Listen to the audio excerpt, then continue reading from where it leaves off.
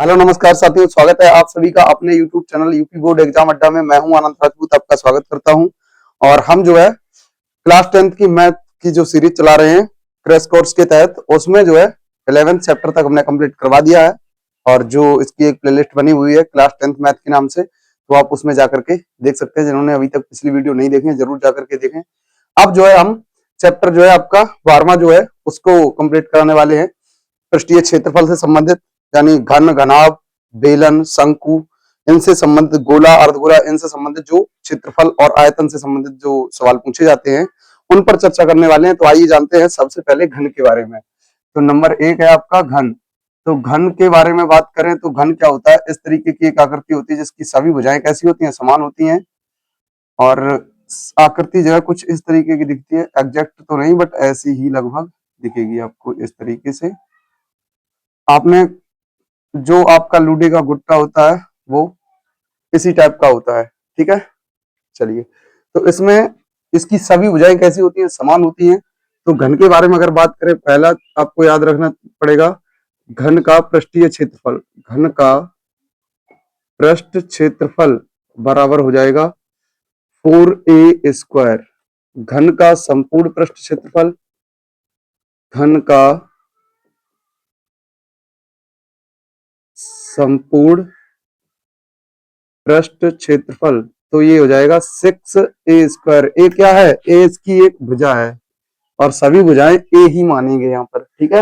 ए हो सकता है, एल हो सकता है, एक्स हो सकता है, वो आप जो भी मानना चाहे मान सकते हैं। मैंने ए इसलिए माना, ए फॉर्म आर्म होता है, आर्म मतलब भुजा, ठीक है।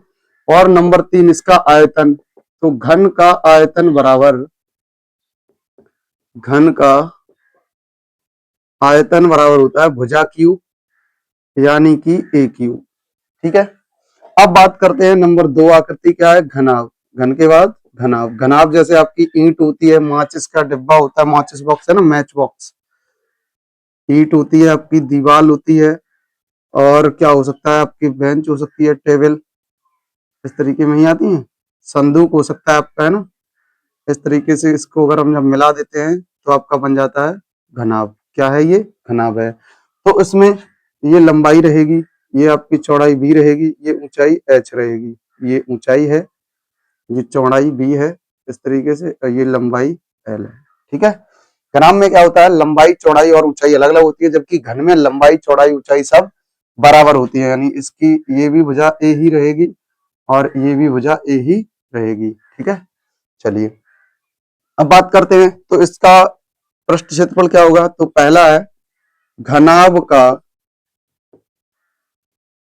पृष्ठ क्षेत्रफल, पृष्ठ क्षेत्रफल या चार दीवारी का क्षेत्रफल। चार दीवारी का क्षेत्रफल बराबर क्या हो जाएगा? 2 कोष्टक में L plus B into H, यानी 2 कोष्टक में लंबाई धन चौड़ाई गुणे ऊंचाई, ठीक है। और दूसरा इसी का क्या हो जाएगा? घनाभ का संपूर्ण पृष्ठ क्षेत्रफल। तो घनाभ का संपूर्ण पृष्ठ क्षेत्रफल बराबर 2 कोष्टक में L into b plus b into h plus h into l. ये इनके बीच में कोई भी चिन्ह नहीं लगा तो यहाँ पर गुणा का चिन्ह लगेगा, L into b, b into h plus के साथ, प्लस एच इंटू एल, ठीक है। तो अब इसका आयतन क्या होगा? तो इसका तीसरा सूत्र बनेगा घनाभ का आयतन बराबर, तो घनाभ का जो आयतन होता है वो लंबाई गुणे चौड़ाई गुणे ऊंचाई होता है। तो घनाभ का आयतन बराबर हो जाएगा L into b into h, ठीक है। मार्कर चेंज कर लेते हैं, मार्कर जो है सही नहीं दिख रहा है, ठीक। तो अगली आकृति जो है आपकी घन के बाद आती है बेलन। क्या आता है? बेलन। तो यहाँ पर नंबर 3 डालते हैं और बेलन के बारे में बताते हैं। बेलन क्या होता है? ये आप मार्कर देख रहे हो, इतने से ऊपर का हिस्सा ये भी कैसा है? बेलनाकार है, ठीक है। आपने देखा हो आपके घर पे सिलेंडर होता है, सिलेंडर का मतलब ही बेलन होता है हिंदी में, है ना। तो वो भी आपका बेलन रहेगा, है ना।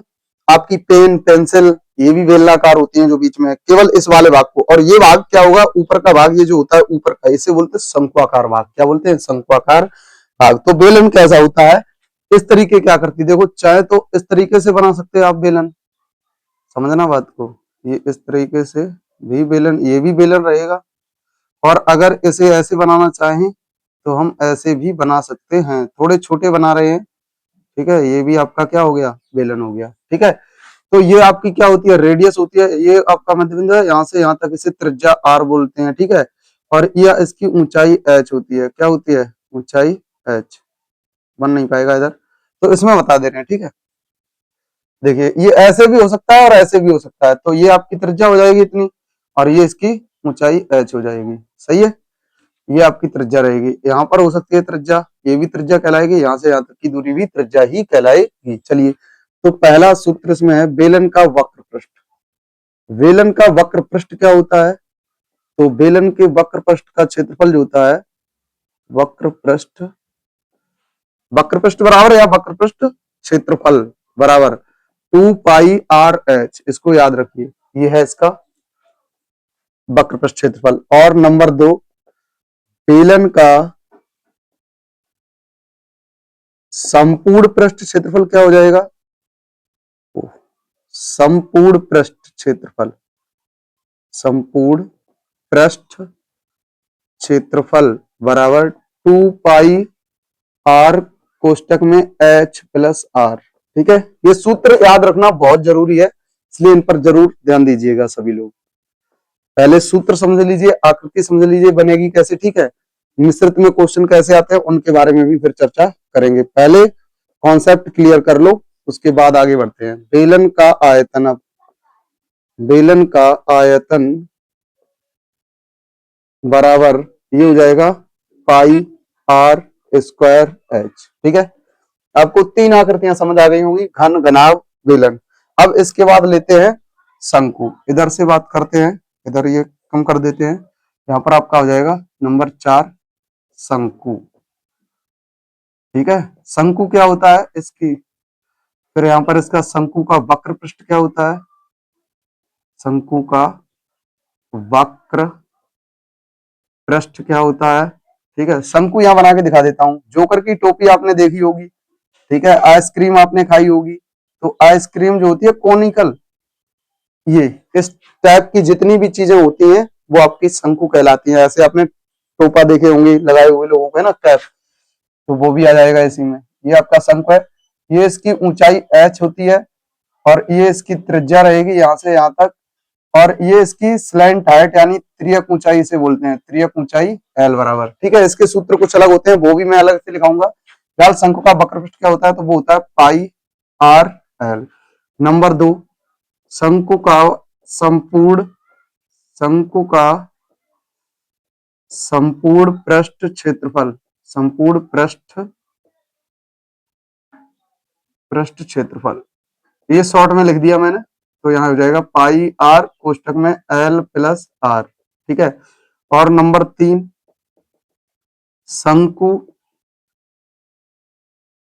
का आयतन बराबर, शंकु का आयतन बराबर ये हो जाएगा 1/3, सही नहीं दिख रहा होगा है, चलिए, बराबर 1/3 पाई आर स्क्वायर एच, ठीक है।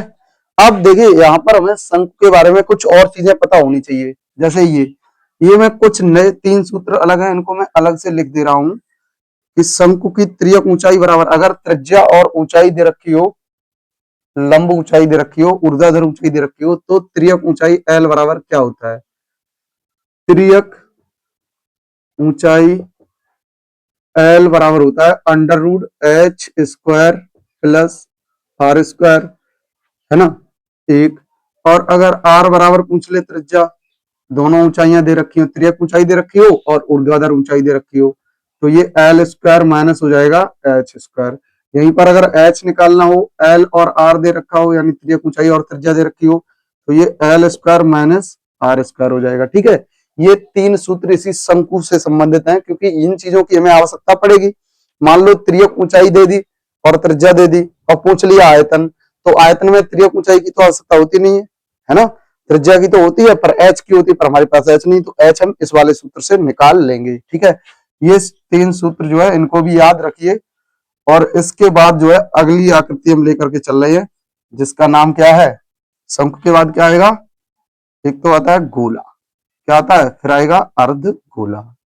तो गोला क्या होता है, इस तरीके की आकृति को हम गोला कहते हैं। यहाँ पर पॉइंट ले लो, इधर आर, ये आपकी त्रिज्या हो जाएगी गोले की। ठीक है, लेकिन एक चीज याद रखिए, गोले और वृत्त में थोड़ा अंतर होता है। वृत्त में क्या होता है, इधर इधर इधर इधर कहीं भी जाओ त्रिज्या बराबर रहेगी, बट गोले में केंद्र से ऊपर की ओर उतनी ही दूरी पर जाओ तो उधर भी त्रिज्या मिलेगी, और नीचे की ओर उतनी दूरी पर जाए तो वहां भी त्रिज्या मिलेगी। ठीक है, तो गोले में ये होता है, जैसे गोली है आपने देखा होगा, गेंद है ना, फुटबॉल है, ये सब आपकी क्या है, गोला है। ठीक है, चलिए तो इसके भी क्षेत्रफल देख लेते हैं। गोले का वक्र पृष्ठ क्या होता है, तो गोले का वक्र पृष्ठ, अरे भाई छोटा बना है, चलो इधर से हटा देते हैं इसको, गोला बना रहने देते हैं। ठीक है, इधर ले लेते हैं वक्र पृष्ठ क्षेत्रफल, गोला कट रहा था इसलिए, वक्र पृष्ठ क्षेत्रफल। इसके बाद ये लाइन यहां से स्टार्ट किया। ठीक है, बराबर क्या हो जाएगा, 4 पाई आर स्क्वायर। ठीक है, अब बात करते हैं संपूर्ण पृष्ठ की, बात करें तब भी यही आएगा, गोले का वक्र पृष्ठ और संपूर्ण पृष्ठ सेम ही रहता है। ठीक है, तो अब दूसरे नंबर पे कौन आएगा, आयतन। तो गोले का आयतन, गोले का आयतन बराबर क्या हो जाएगा, तो आयतन को बी से प्रेजेंट करते हैं, तो ये 4/3 और कर लेते हैं। चलो चलिए, तो गोले का आयतन क्या होता है, 4/3 पाई आर क्यू। आर क्या है, त्रिज्या है, आर क्या है, गोले की त्रिज्या है। अब छठे नंबर पर आता है अर्ध गोला, क्या आता है, अर्ध गोला। तो अर्ध गोले के क्या क्या उदाहरण होंगे, जैसे आप कटोरी देखी हो, कटोरे का नाम आ जाए, कटा हुआ तरबूज हो जाए, है ना, कटी हुई गेंद हो जाए, तो ये क्या होंगे, अर्धगोला होंगे। ठीक है, अर्धगोले। तो अर्धगोले में जैसे इस तरीके की आकृति बनी होगी, ये आपका क्या हो गया, अर्धगोला। तो यहां से यहां तक की दूरी ये भी त्रिज्या कहलाएगी, और ये भी आपकी त्रिज्या ही होगी नीचे की ओर। ठीक है, ठीक है, तो अर्धगोले में 3 सूत्र बनते हैं, कौन कौन से, नंबर 1, अर्धगोले का, अर्धगोले का वक्र पृष्ठ क्षेत्रफल बराबर, वक्र पृष्ठ क्षेत्रफल बराबर, तो ये आधा हो जाएगा, यानी 2 पाई आर स्क्वायर हो जाएगा। 4 पाई आर स्क्वायर था, उसका आधा 2 पाई आर स्क्वायर। नंबर 2, अर्धगोले का संपूर्ण पृष्ठ क्षेत्रफल, ये क्या होता है, बदल जाएगा, हाँ भाई बिल्कुल बदल जाएगा। अर्धगोले का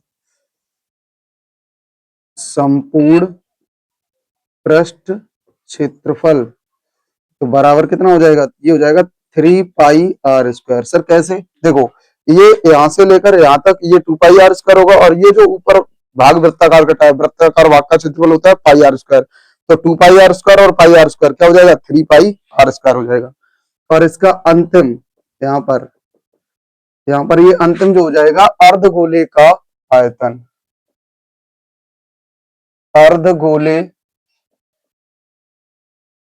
का, यहाँ नीचे लिख दे रहे हैं। ठीक है, आयतन, आयतन बराबर, अब 4/3 का आधा क्या हो जाएगा, 2/3, 4 का आधा 2 पाई आर क्यूब। ठीक है, ये आपके सूत्र हैं, एक ही स्लाइड में आप इनको देख सकते हैं, स्क्रीनशॉट ले सकते हैं, और चित्र भी बाकायदा आप देख सकते हैं। मैंने सारे के सारे उदाहरण भी आपको बताए हुए हैं, किसको क्या कहेंगे, तब किसका क्या सूत्र में लगाना है। आशा करते हैं ये स्लाइड जो है आप स्क्रीनशॉट लेना चाहो ले सकते हो। आशा करते हैं ये चीजें आपको अच्छे से समझ आ गई होंगी। अब सवाल ऐसे नहीं देता है, वो देता है मिश्रित बना करके, कहेगा कि किसी अर्धगोले के ऊपर एक शंक्वाकार टोपी लगी है, कुछ भी ऐसे शंक्वाकार भाग अध्यारोपित है, एक शंख अध्यारोपित है जिसकी त्रिज्या इतनी है, ऊंचाई इतनी है, तो इनका वक्रपृष्ठ क्षेत्रफल ज्ञात कीजिए या आयतन ज्ञात कीजिए, तब आपका सवाल। चलिए एक सवाल लेते हैं, इस पर इसको रफ करते हैं। और चलिए हमने आपके लिए एक प्रश्न लिया है, कोई बर्तन एक खोखले अर्धगोले के आकार का है जिसके ऊपर एक खोखला बेलन अध्यारोपित है। मैंने कहा था ना, ऐसे सवाल आते हैं जिन पे 2-2 आकृतियां बनेगी। ठीक है, तो ऐसे सवालों को सॉल्व कैसे करेंगे, सबसे पहले ये जानना है। ठीक है, एक खोखला बेलन अध्यारोपित है। अर्धगोले का व्यास दिया है, अर्धगोले का व्यास कितना दिया है 14 सेंटीमीटर, तो यहां से त्रिज्या निकल जाएगी। इस बर्तन या पात्र की कुल ऊंचाई दे रखी है कितनी 13 सेंटीमीटर। का इस बर्तन का आंतरिक पृष्ठीय क्षेत्रफल ज्ञात कीजिए, आंतरिक पृष्ठीय क्षेत्रफल ज्ञात कीजिए। तो सबसे पहले हमें क्या आना चाहिए, इमेज आनी चाहिए। क्या आनी चाहिए, इमेज। तो मैं क्या करता हूं, यहाँ पर इमेज बना देता हूँ, ठीक है। आपको क्या करना है, सबसे पहले तो एक अर्धगोला बनाना है। ये बन गया सर जी अर्धगोला, ठीक है, ये अर्धगोला। अब इसके ऊपर क्या है, इसी त्रिज्या का एक बेलन अध्यारोपित है, तो ये लो मैंने बना दिया इसके ऊपर एक बेलन, ठीक है, कोई डाउट। ये इसके ऊपर एक बेलन बन गया। अब उसने क्या कहा हुआ है, उसने ये कह रखा है कि इसकी जो अर्ध व्यास और कुल ऊंचाई कितनी है 13 सेंटीमीटर। मतलब ये है कि ये यहां से लेकर के यहां तक ये जो है कुल ऊंचाई 13 दे रखी है।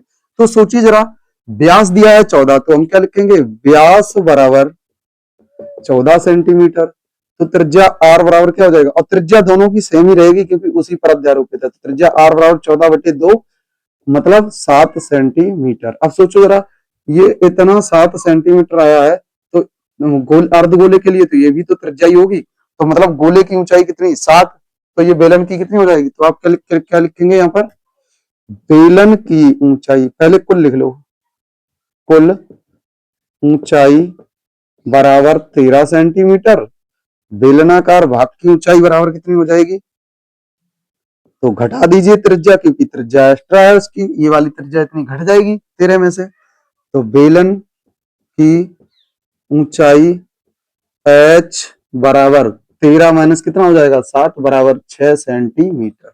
ये बात समझ आई। तो सबसे पहले अगर कुल ऊंचाई दे रखी है और नीचे अर्धगोला है, तो अर्धगोले की जो त्रिज्या होगी वो घट जाएगी कुल ऊंचाई में से, फिर जो ऊपर वाला भाग होगा उसकी ऊंचाई मिल जाएगी। यहाँ पर बेलनाकार भाग था तो यहाँ पर हमें बेलन की ऊंचाई मिली। शंक्वाकार होता, अगर यही शंकु कह देता तो पता क्या ऐसे बनाते चित्र, ऐसे करके। ये हो गया अर्धगोले, अर्धगोले के ऊपर शंकु अध्यारोपित है, तो ये लो भैया शंकु अध्यारोपित हो गया, सही है।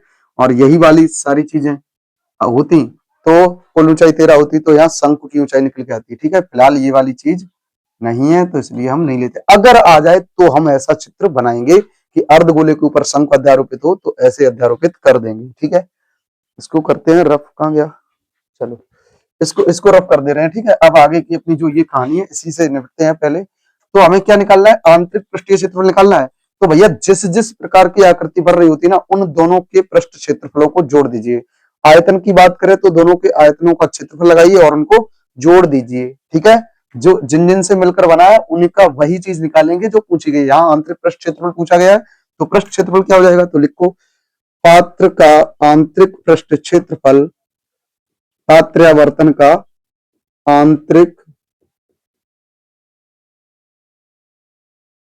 पृष्ठ क्षेत्रफल बराबर बेलन का वक्र पृष्ठ, ठीक है। वक्र पृष्ठ लगेगा पृष्ठीय क्षेत्रफल के लिए, ठीक है। वक्र पृष्ठ प्लस अर्धगोले का वक्र पृष्ठ। जब भी पृष्ठ क्षेत्रफल पूछेगा तो यही लगेगा वक्र पृष्ठ क्षेत्रफल, अर्धगोले का वक्र पृष्ठ, ठीक है। अब आप सोचिए जरा, बेलन का वक्र पृष्ठ क्या होता है, pi r 2 pi r h, 2 pi r h. और अर्धगोले का क्या होता है 2 पाई आर स्क्वायर, ठीक है। संपूर्ण अगर कह दे तो संपूर्ण से मतलब जो जुड़ी हुई आकृतियां होती है उनसे होता है, लगाना हमें वक्र पृष्ठ होता है। नहीं तो तुम संपूर्ण पृष्ठ वाला लगा दो तो आंसर कभी नहीं आने वाला है, ठीक है।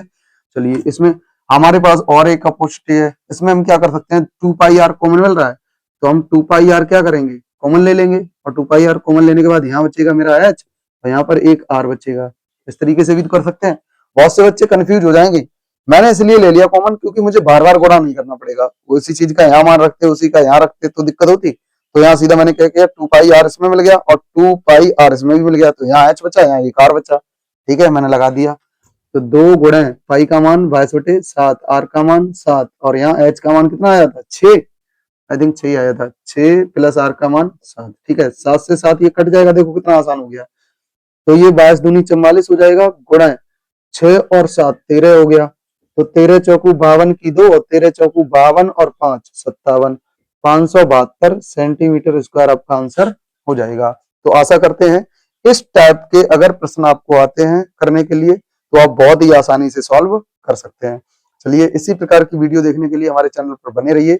और इस वीडियो के बाद जो है अगले वीडियो में सारी वीडियोज आएंगी, इसकी मतलब जो है सारे क्वेश्चंस की वीडियो एक हम अपलोड करने वाले हैं जल्दी ही। तो वीडियो कैसी लगी है कमेंट में जरूर बताइएगा और लाइक करिए, अपने दोस्तों के साथ शेयर करिए। जिन लोगों ने चैनल को अभी तक सब्सक्राइब नहीं किया है वो चैनल को सब्सक्राइब करिए। ठीक है, मिलते हैं अगले वीडियो में। धन्यवाद।